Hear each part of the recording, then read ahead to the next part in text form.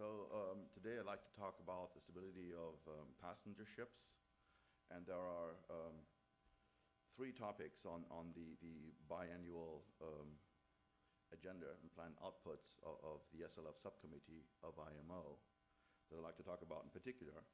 And one of them, you can reach it here, is the development of guidelines of safe return to port passenger ships, the review of the damage stability regulations of ro-ro passenger ships, and revision of ZOLA's Chapter 2.1 subdivision and damage stability regulations, which pertains to dry cargo ships as well as passenger ships. These are the three topics right here. We'll start off with the development of guidelines on safe return to port for passenger ships.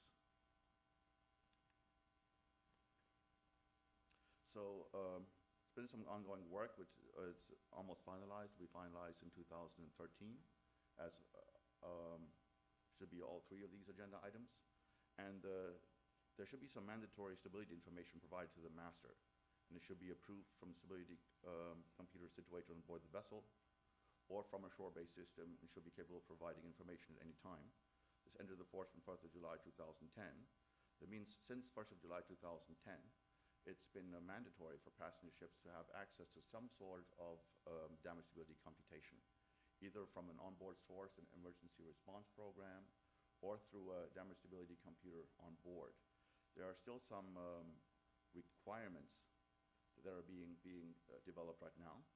So you have to have consistent formatting with units of the stability booklet, and there are accuracy requirements, tolerances are defined, so it has to be within tolerances of information provided, and there's some crew familiarization requirements.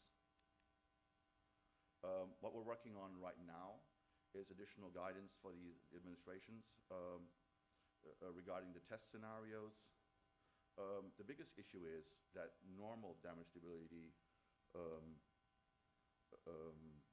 programs, such as ones used to develop the damage stability studies for regulatory purposes, aren't sufficient here, because when looking at actual damages, we might be looking at more than one hole in the vessel. We're looking at different lengths. So the regulatory damage lengths are generally restricted to one free surface, to one hole in the vessel, and they have some average permeabilities to consider and so on. When we're looking at a salvage scenario or a real damage casualty scenario, we're looking at real permeabilities. That means you can only do so much buoyancy as water can fill into a damaged room. If you have, for example, machinery in there and other equipment, that space will not be taken in by water, and that buoyancy will be lost. That equipment will still provide buoyancy, and this can be very, very different from what is required by regulations. So you need to have some flexibility there. We're looking at multiple damage scenarios, a number of accidents, like Rockness in Norway a couple of years ago. You would have a damage in the back of the vessel, in the front of the vessel. This may have been the case also with the Costa Concordia, that we had more than one hole. Even though the investigation there hasn't been finalized yet, information was publicly available. And so there might be some additional requirements for the tools to be used for this.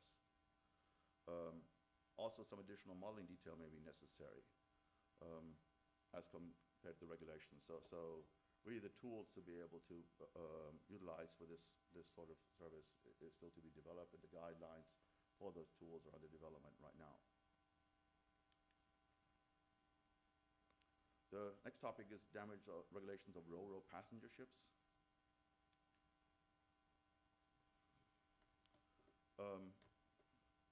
So regarding the damage stability regulations for ro-ro passenger ships,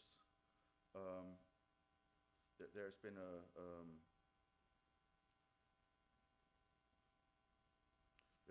what we're showing here is the level of risk that's acceptable or intolerable, as low as reasonably practicable or negligible. And the Safe Door developed the risk methodology to assess what the risk is on passenger ships right now and ro-ro vessels. As we can see here, the level that they determined was within the limits of as low as reasonably practical. And this methodology has also been adopted by the IMO Formal Safety Assessment Group. This establishes the tolerable risk and alarm levels for different ship types. And the risk level of passenger ships right now is within this alarm region. I'm just showing this so that we know approximately where we are regarding the safety level of a vessel. I'll also describe the probabilistic method right now that's been used since ZOLAS 2009 for those that aren't familiar with it. So the probabilistic method,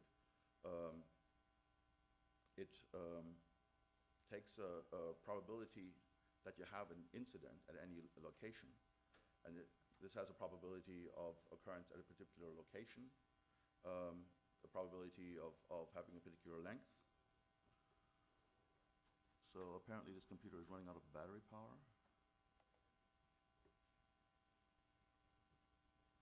A particular breadth, height, length, and so on.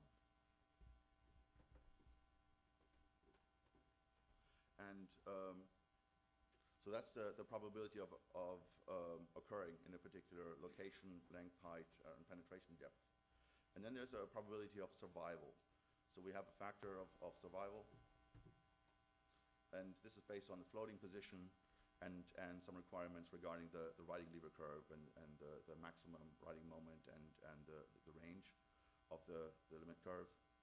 And in summation of these survival damages, you have to have an attained index which is higher than R. So basically this methodology gives the designers more flexibility when designing. In previous regulations, you can apply these regulations a bit more cost effectively than others.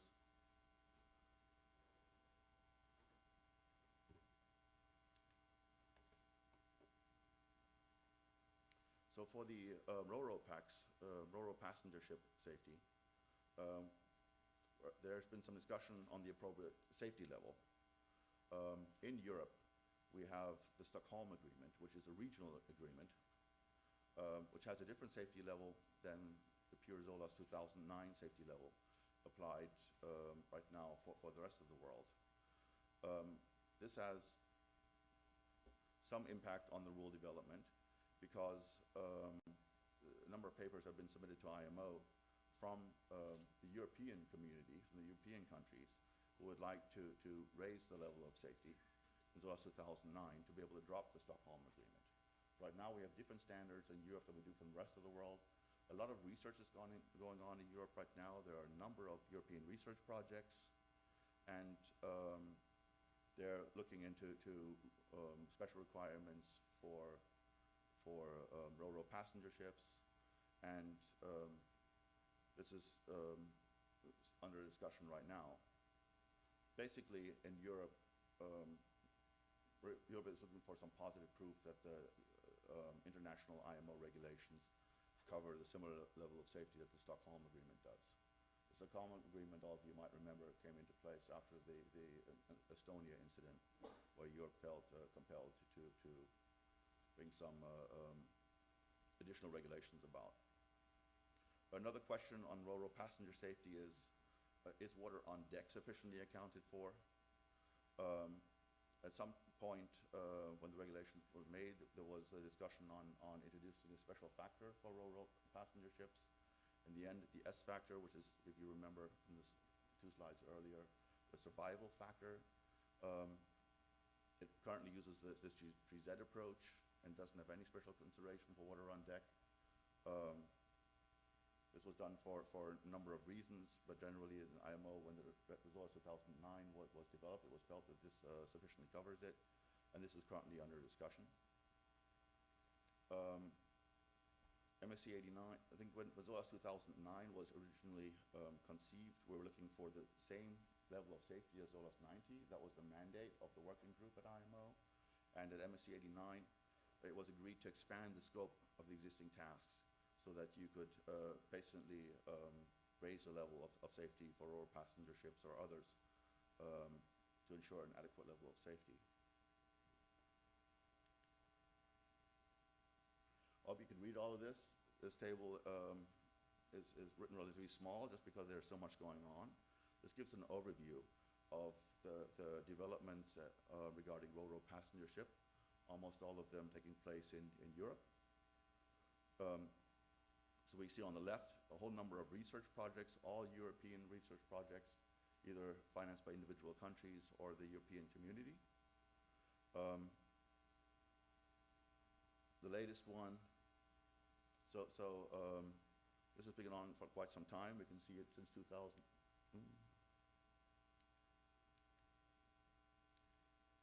Forward a little bit. You can see over here that this has been going on since 2007. So all these research projects already started when the ZOLAS 2009 was being developed and in the concluding phase of that.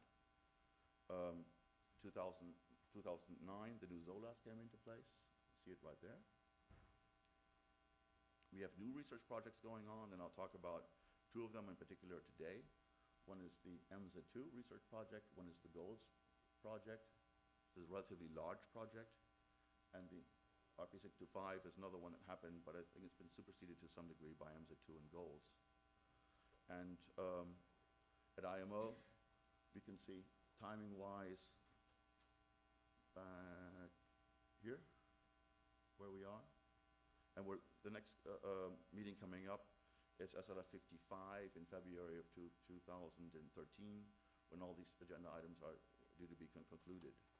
So we can see right here that EMSA-2 and GOLDS are just being finalized. EMSA-2 actually still has not been made public, the results. They were waiting for the results of GOLDS. The final meeting of GOLDS just took place in Athens a very few weeks ago, and they will soon are expected to be submitted to IMO. So at IMO, we'll be looking at the results of GOLDS and seeing how we can implement these results into ZOLAS.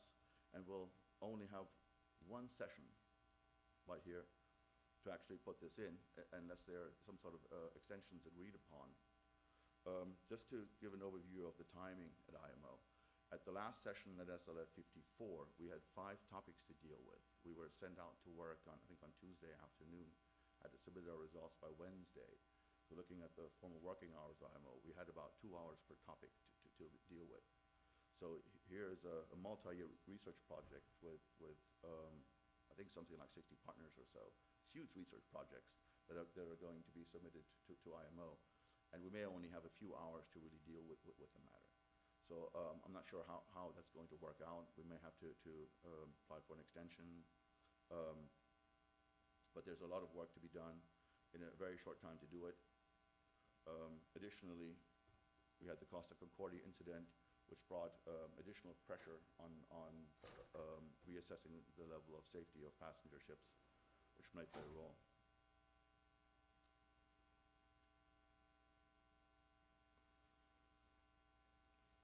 So right now, at IMO, we're awaiting the results of the research projects to look at the safety level of ro-ro stability. We are relying on the research results from the programs RP625 and especially EMSA-2 and GOLDS. Neither of them have been submitted to IMO yet. GOLDS did have its final meeting a few weeks ago. The EMSA-2 results have not been published. We should advise whether, or we expect these research projects to advise whether the ZOLAS 2009 should be amended for ro-ro passenger ships, maybe propose changes if necessary, and these amendments should be sufficiently validated before being proposed for consideration at IMO. And changes should be applied globally. I think to have a uniform application of the regulations is very, very important. We want to set out the message to the society and the public that you have the same level of safety everywhere. Obviously, people in some areas shouldn't have be subjected to less safety considerations, and in other regions there's no reason to not have these regulations apply globally.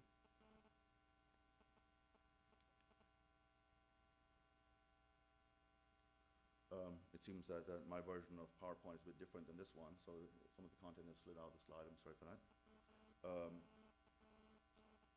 going to talk about the project goals a little bit. The goals objectives were to enhance collision and grounding casualties database, conduct statistical analysis of data, and check the validity of current ZOLAS 2009 assumptions, develop an improved formulation for the survival factor S, accounting for key design parameters of passenger ships and for the time of evolution of flooding scenarios. So we might be looking at time to capsize scenarios. Develop a new survivability formulation for flooding following grounding accidents and integration of collision and grounding formulations into a simple framework. So this basically covers quite a bit. It covers the probability of occurrence at a particular location and probability of extensions and so on. It covers the survivability factor. So what are the chances of survival of the vessel after this occurrence? And is looking at a complete new formulation for flooding following grounding. To validate the new formulations by experimental and numerical studies, develop a new risk-based damage survivability requirement, evaluate the practicality of new formulations by a series of ship concept design studies, exploration of the design space by formal multi-objective optimization studies. Upon completion, submit the results and considerations to IMO. This project was very, very huge. If anybody with the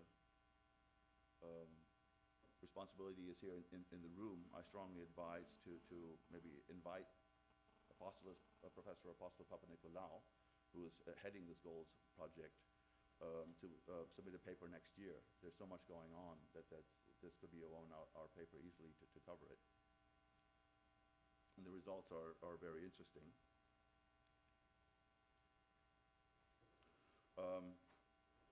It's easy to present 100 slides on this. There's so much information in here, but I'll just pick out a few things that were done.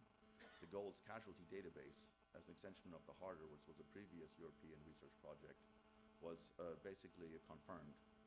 So the statistics behind the probability of occurrence in place and so on, they were basically validated. And the analysis of the collected damage data of collisions led to the conclusion that ZOLAS 2009 assumptions are to a great extent confirmed. So they're not going to suggest any significant changes here. Other recommendations regarding GM flooded in equilibrium conditions. They come up with a criteria regarding a significant wave height. This could lead to a new AS value. I know within the GOLDS group there are considerable differences in opinion of how to utilize this. Just to show this could be used, if we take the area of the GZ curve and we divide it by 1/2 of GM in flooded condition range and include the volume, this requirement or this criteria that could be derived from this could be very, very counterintuitive. Basically have the area of the GZ curve or the writing energy of the vessel and GM underneath. If we formulate the area of the GZ curve as a function of maximum GZ in range, something like 2/3 of GZ in range, then you can count out, take out the ranges from both ends, and you have some factor of GZ over some factor of GM times the volume. And I think this would need considerable validation to implement, because it is counterintuitive, and I'm not sure for what range of vessels this was validated, and if it works well with novel designs and so on. Apparently this criteria has a very, very high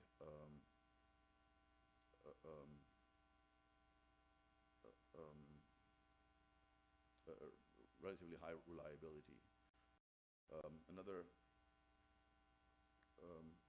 factor to consider here is that the residual volume has been included. The residual volume is not defined very clearly in IMO regulations, so some additional work might need to be done to properly define this residual volume.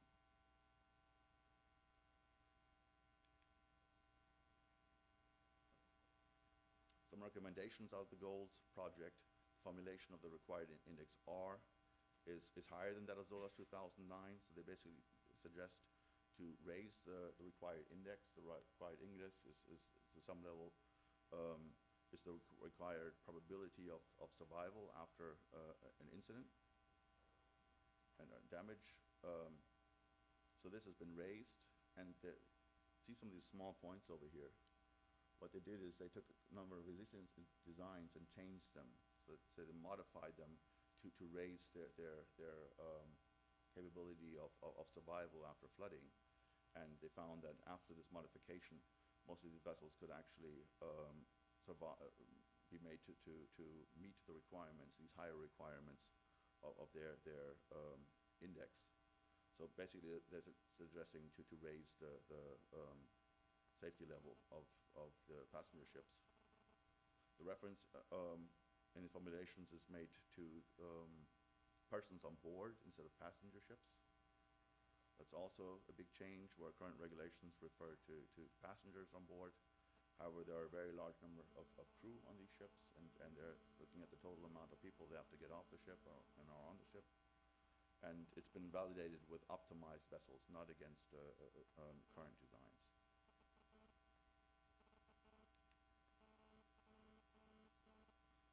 Now, the EMSA-2 project, which is another European research project, which has not finally published their results. We don't know what recommendations they'll move forward to IMO.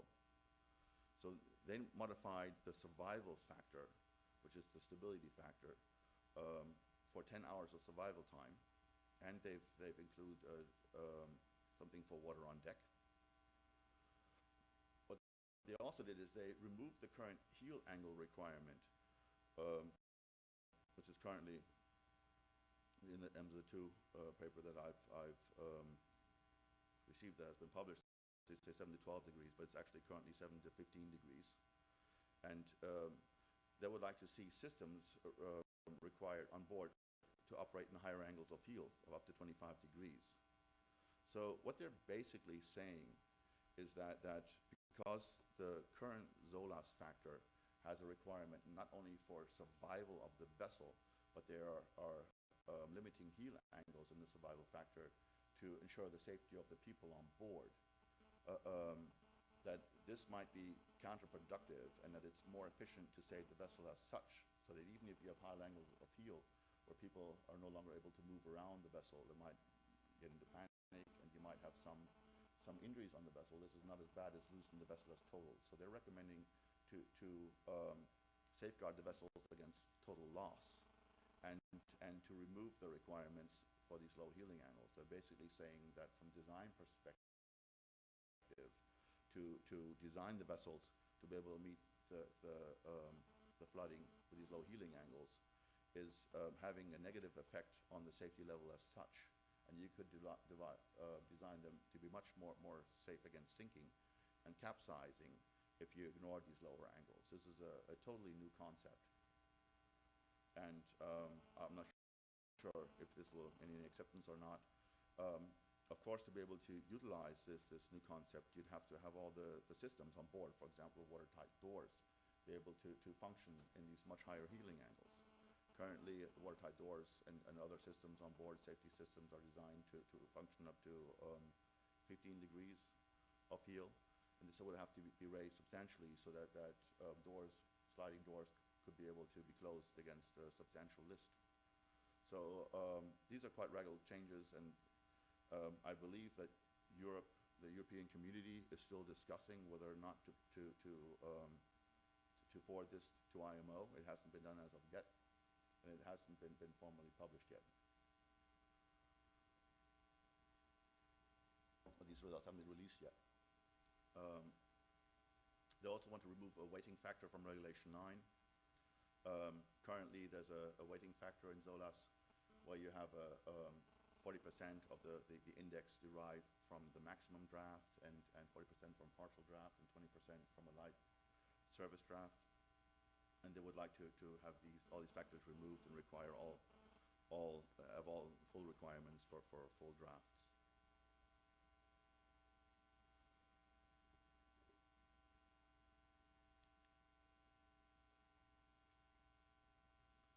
So regarding damage stability for ro-ro pack ships, ro-ro passenger ships, it's unclear right now if there's firm support from the European countries for the proposal by goals. This is yet to I think this will be known shortly, if or not. But if there's no firm from the European countries, I know there is no firm support for the European countries from the MZ2 as of yet, and IMO consensus will be very, very difficult for forward and deck and other things if the regional originators of the proposals can't agree themselves.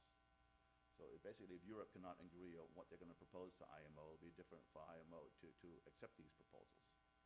And that's a situation we're looking at right now, and time will tell. The next couple of, I think that the paper submission deadlines are imminent, so we'll know very, very soon if they were agreed to something and submit papers on this or not.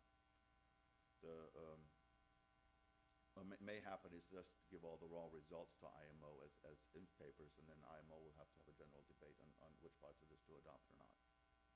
Obviously, looking at this very short time that we're going to have in the working group for these considerations, it'll be very difficult to deal with it in that way.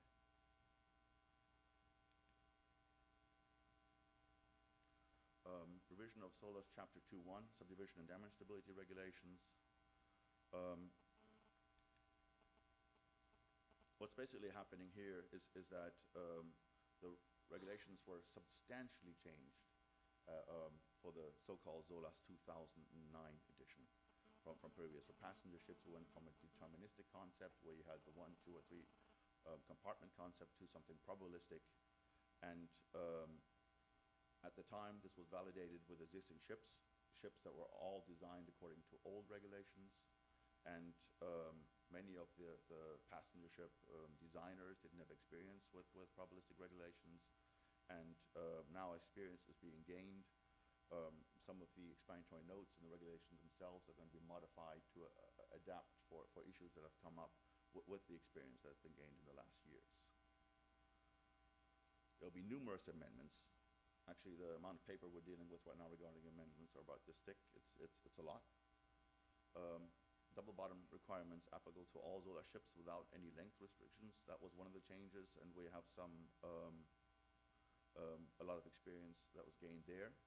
Probabilistic bottom damage stability requirements following a goal-based approach to be developed is something that will be discussed. The probabilistic bottom damage stability requirements have been proposed by Japan at the last SLF session, and the Goals project has looked into it. However, my understanding is that the Goals project will not recommend moving into probabilistic bottom damages. The main reason for that is that it's relatively difficult to apply. You look at the shape of the keel plate of the vessels. They're very, very different for different ship types. For faster ships and for slower ships, so bulkers and tankers look much different than container ships or passenger ships or other faster ships. And it's very difficult to apply a common probabilistic concept for all of them. If we're looking at side damage, this has been idealized as a sort of rectangular shape. And from bottom damage, if you start incorporating in a rectangular shape of probabilistic, you end up having occurrences that are next to the vessel. You're considering bottom damages where there is no bottom next to the vessel, basically, next to the front or aft shoulders of the vessel. And because the shape of the vessels are so different, the Goals project that looked into this intensively has recommended not to go forward with this concept. So I assume that this will not be introduced into the SOLAS at the next SLF meeting and at IMO at this time. One thing that the Goals project has looked into, just to explain the double bottom requirements as they have been laid out in SOLAS 2009, you have to have a double bottom with a minimum height, which is 1/20th of the breadth of the vessel. And this has to be incorporated from front to back. And if you have anywhere in the vessel where you don't have a double bottom, and there are some places where it's difficult to do. For example, under the main engine. Under the main engine, you have some tanks. You want the engine to be low because you have a shaft and a propeller behind it, and you want this propeller to be low to be effective. And often under the engines, you have sort of a labyrinth where you allow the oil to degas. The oil goes through the engine, degases in the labyrinth, and underneath you have a pump, a sump for, and this goes very, very low. In some vessels, this can be just this high above the bottom, so you have a little hole there.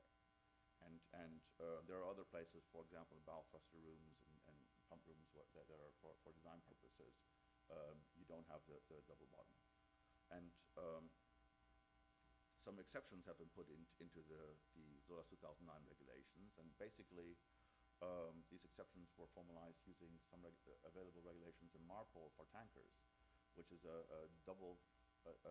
two-compartment standard. So you have a particular damage length and a location of the vessel and width, and you have to consider these damages. It was taken directly out of MARPOL for tankers. So if you prove a two-compartment standard in association with the hole in the double bottom, or the place where the double bottom is missing, you don't need to have the double bottom in that location. So you have the equivalency regulation of a two-compartment status. What GOLS looked into was how effective is this? And they came up with these numbers here. There's a almost 55% possibility of exceeding the length of the damage required by ZOLAS. So basically, more than half the cases where a ship runs aground, this two-compartment status, equivalent status, is not actually equivalent because you're expecting the damage to be longer. If we think about the Costa Concordia right here, that may be something that an example where we see that the damage can be much longer. But then, regarding the width of the damage, there's an 18% chance of exceedance. Regarding the penetration depth, there's a almost 30%, 29% chance of exceedance. So there's an 11% chance of exceedance in case of a damage that one of these, either the length, the breadth, or the penetration depth, is going to be exceeding the requirements of this ZOLAS equivalency passage. And a 64%, almost 65% chance of exceedance of any one of these parameters. So the GOLS project basically states that there's a significant reason, or there could be a gap in the double bottom requirements as they're formulated now. If we just think about passenger ships, what we're talking about today, the typical way to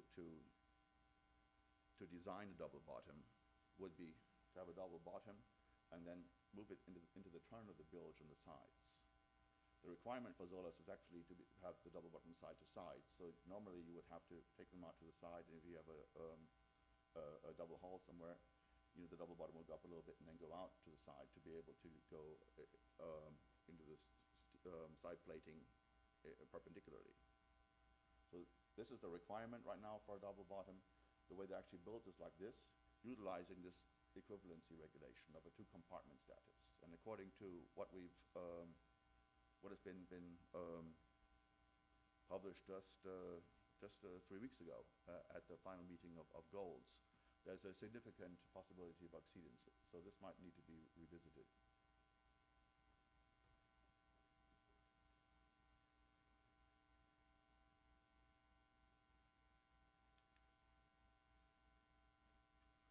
I'd like to talk about the Marine Safety Committee a little bit. That's the higher body of the parent body of the SLF subcommittee.